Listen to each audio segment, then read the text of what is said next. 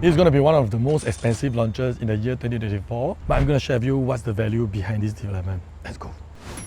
For freehold lovers like myself, you're in for a treat because in a couple of days, there will be the opening preview for the Meyer Blue launch. And this time round is a game changer because currently in the East Coast area, there isn't a lot of 3,000 per square foot developments for you to compare. And as a buyer today, you'll be asking like, am I going to buy this because I like the project? And eventually, will it lose money or not? Especially today, when it's a freehold, you see a lot of content out there. Agent tell you that freehold no use, freehold people don't care, buy freehold waste money, and you'll be very bothered what you should be doing. With that being said, right, at the end of the video, I'm going to share with you my opinion. So if you enjoy watching content like this so far, with open sharing, even telling you why I wouldn't consider buying this project, do me a favor by liking this video because it's going to help me a great deal. Thank you.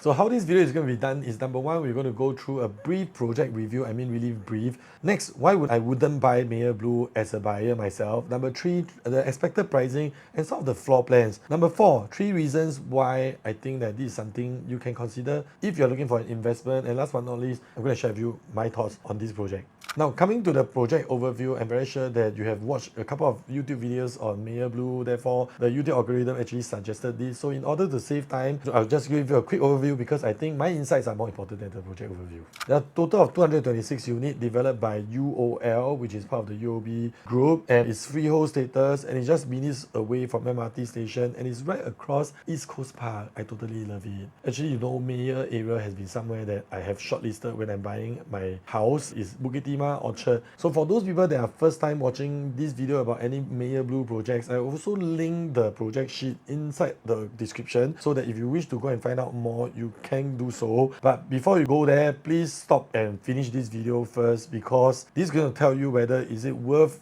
investing your time to go and study about this project at the first place. Next, why I wouldn't buy Meyer Blue. But before we get there, right, the algorithm has shown me only about 20% of you are subscribed to the channel, which makes me wonder what am I doing for my life with sore throat and still try to do a video for complete strangers like yourself. So if you have a heart, please subscribe to the channel. Jokes aside, if you can help me, please subscribe to the channel. Thank you. First reason why I won't buy Meyer Blue for myself. No schools around. Obviously, I have a school-going kid and I need a school. This is not within 1 km to the renowned schools in the East Coast area. On top of that, there are also no coffee shops, there are no nearby malls, and what you have is actually an underpass to East Coast Park. Secondly, because it's freehold status, we are expected to pay above $3,000 per square foot, which is very much unprecedented in the East Coast District 15 area. And the main reason why is because of the freehold status. If you go down a few more MRT stations, right, you are able to get like high floor sea view units at about $2,200 to $2,300 per square foot for a resale unit. If I'm looking for more bang for buck, that means more square footage or footprint in this investment based on the same quantum, I would think that this is something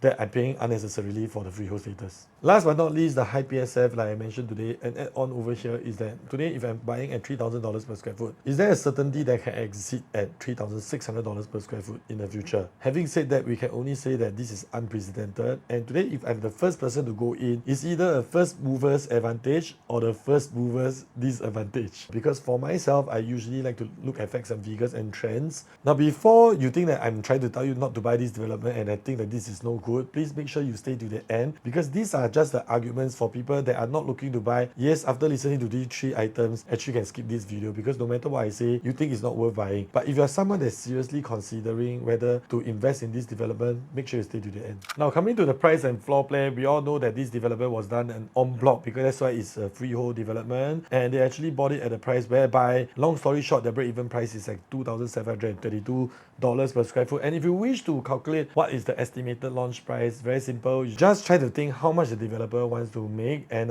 let's say you are using a 10% profit margin. For example, you'll be selling at $2,994 per square foot. A 15% profit margin means the developer will launch at $3,130 per square foot, and with a 20% profit margin, you'll be launching at $3,266 per square foot. And if you wish to, right, there's actually this information about the project details and the unit types are already clearly stated over here. And if you want to go and do some affordability checks, right, you can always run an Excel spreadsheet to go and check. If you're lazy to do so, I've already done the compilation for the Excel spreadsheet because some of my clients are looking at this development as well. And if you wish to get it, drop me a message. If I'm happy, I'll share it with you.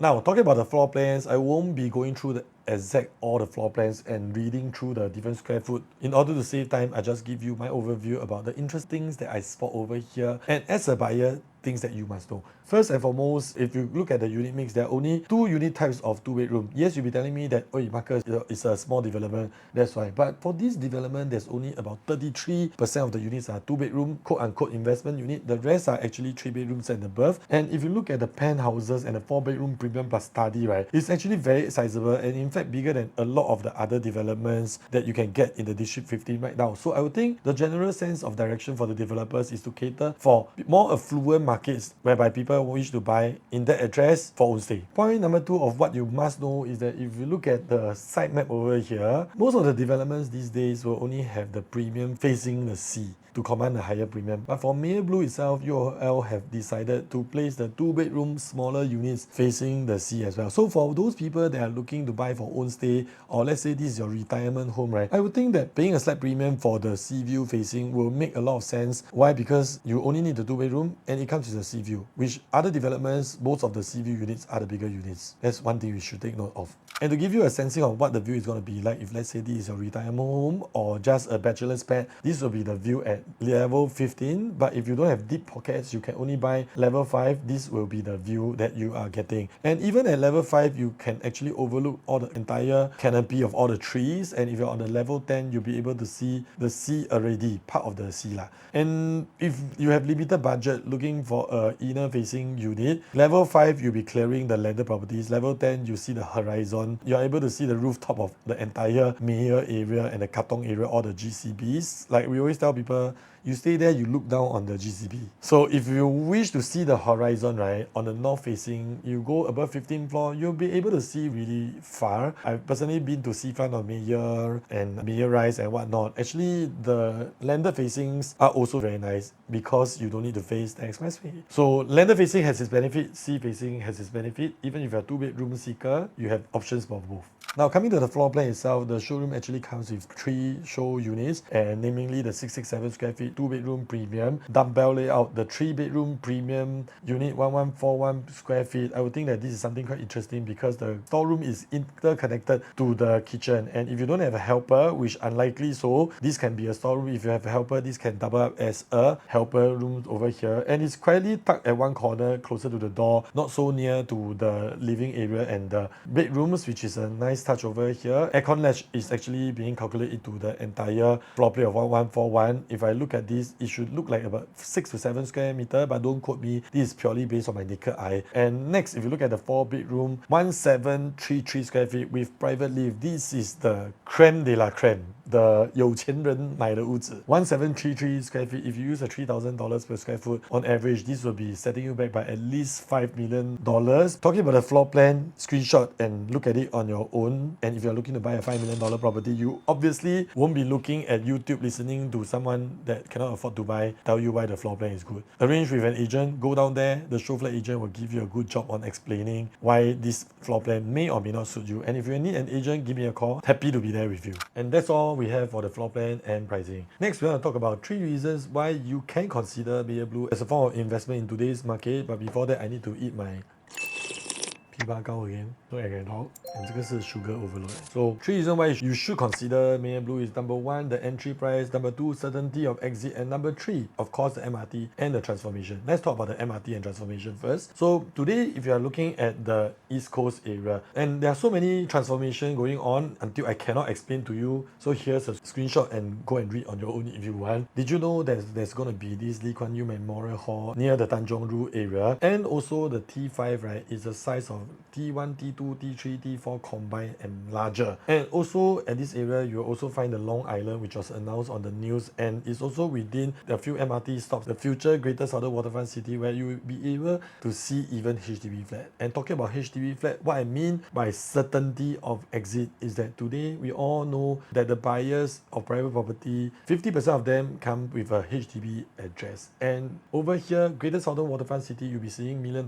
HDB flats. Tanjong Rhu Blue, there may be HDB flats over there. Let's not talk about Long Island because I'm not very sure about that yet, not much information. But if you travel all the way down to Bayshore area, there will also be 5,000 residential homes, which some of them will be HDB flats. And all these, right, without having to think too much, all these in the resale market will definitely be $1 million HDB flats, which means that in future for you to find a buyer to buy over at a 10-20% profit, there would certainly be a sizable market over here. Next reason why I say certainty of exit is also because there are new homes around the area. And let's use C Club as a benchmark. Today, C Club seaside residences can already trade above $2,000, $2,300, even $2,400 per square foot already. And if there's going to be a GLS launch in Tanjong Rhu area, which is a couple of MRT stations closer to town, in fact just opposite Suntec only, do you think it's going to go cheap? Is it going to be $2,000 per square foot? $2,500 per square foot? And if you are buying in today before all the GLS is being concluded at $3,000 or even $3,100 per square foot. To sum things up on the 3 reasons why I think you can invest in this development, I think the price has still got more room for growth. Now, my final thoughts on Meyer Blue. Today, if you're going to look for a freehold property and guessing whether you are overpaying, just look at the leasehold properties within the district. You're able to see leasehold properties in District 15 trading above $2,500, $2,600 per square foot. So if you are able to be lucky and get a good balloting number and the lower quantum units, right, you're just paying a 10% premium to get a freehold. In fact, there are some of the smaller units are trading above $2,800 per square foot.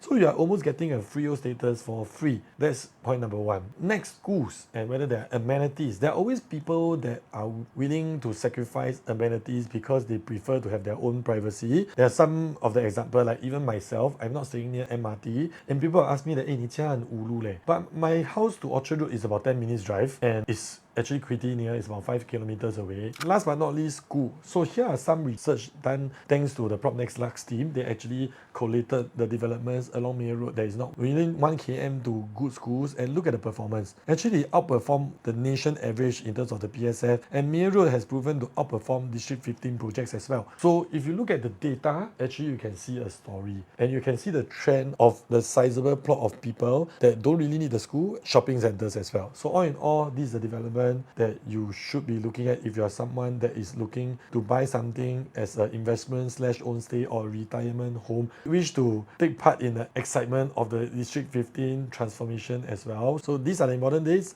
and this is my number. You know what to do. So with that, thanks for watching till the end. As usual, like, comment, subscribe, turn on notification bell because we post weekly real estate videos like these. And with that, wish you all the best in your purchase and I'll see you at the next one. Bye.